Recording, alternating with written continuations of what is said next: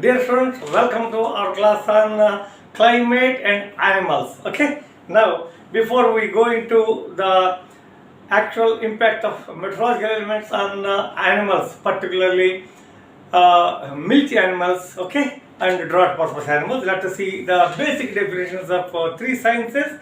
The first one is the biosynoptics. Biosynoptics. This bit will come. The study of large-scale weather effects the study of large-scale weather effects on biological processes as shown by surface and upper air meteorological charts. Okay, classical example is an influx of subtropical warm air at high levels may lead to an increase in the number of clinical illnesses. So this is what. The second one is the biometeorology, the science that investigates the effect of individual weather phenomena on living processes. For example, when a lightning strikes a tree, it not only destroys the tree, it also destroys the other trees. This is what we call as the biometeorology. That means the science that investigates the effect of individual weather phenomena on living processes. And the last one is the bioclimatology. That's what we agricultural meteorologists we usually study, the science which investigates the connection between climate and life. What is the life? Animals, plants, human beings, etc., etc., etc. Now, so let us see the core of our class, that is the impact of climate on animals. Animals of agricultural importance depend on variable microclimate of the upper soil and lower atmosphere. Animals are directly affected by all weather elements. The heat production, say for example, how it is exchanged. The loss of heat production must equal animal heat production. Okay, heat production must be equal to, okay, heat consumption, in other words. Okay, the loss of heat production must equal to animal heat production. Now, otherwise, body temperatures either will rise or fall and animal will go for some sort of sickness. So, a resting cow may release 400 kilocalories per hour, whereas a lactating cow 800 kilocalories per hour. So this is the major difference between the resting and lactating animals. A simple equation, this is the simple, and the energy budget of animals. A simple equation, like our net radiation is equal to G plus A plus Le plus miscellaneous. So for the animals also equation Hp minus Hs Hw is equal to H or Hc plus He. So what is this equation? So here the equation is okay, the energy budget of animals, Hp, that is the Hp, production of heat by metabolism, Hs, storage of heat in the body of the animal, Hw, loss of heat when it consumes food or water. Okay, production of heat by the metabolism, storage of heat in body, loss of heat. Hp, Hs, Hw. This is equal to Hr, radiation exchange between the animal and the environment.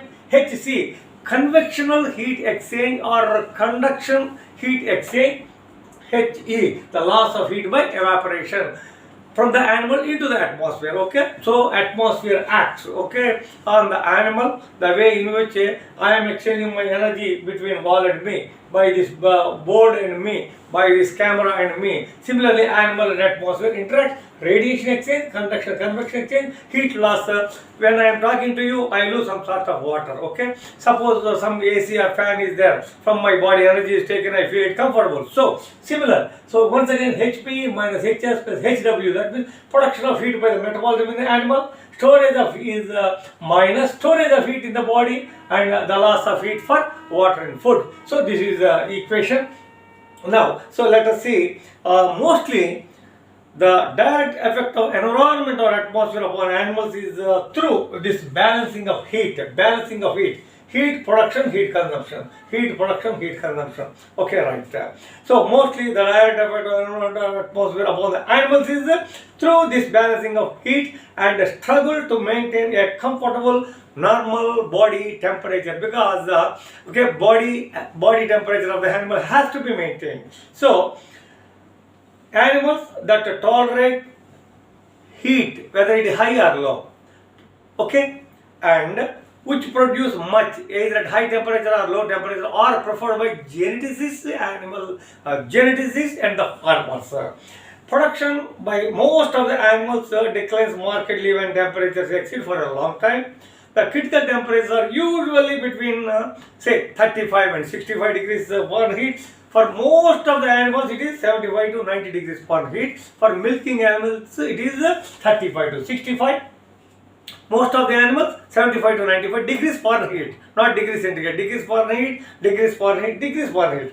This critical temperature is modified by radiation, humidity and wind or ventilation. So domestic animals are put in the comfortable shelter so that they get very good. When they produce heat by metabolism, something is stored in them, something is lost in the form of water and food when they take it.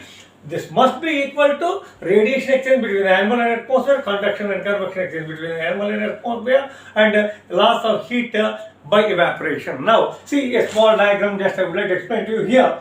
The influence of meteorological factors on milk production, say 45 lbs per day. From an animal 45 lbs per day, we are getting the milk. Now, you see, degrees, degrees Fahrenheit, not centigrade please, 0, 20, 40, 60, 80, 100. Now, between 35 and 65, this is the most comfort zone, we call it for the lactating animals. Lesser than this, more than this is not useful. How? Because the wind, the radiation, the humidity, He, loss of heat, the radiation, the conduction, convection, okay? So, for the comfort of the animal, wind play an important part. Means 35 to 65 degrees centigrade, 45 lbs we get as milk from a lactating animal. So this is how weather elements individually or collectively influence the animal behavior in animal production. Thanking you for your patient hearing.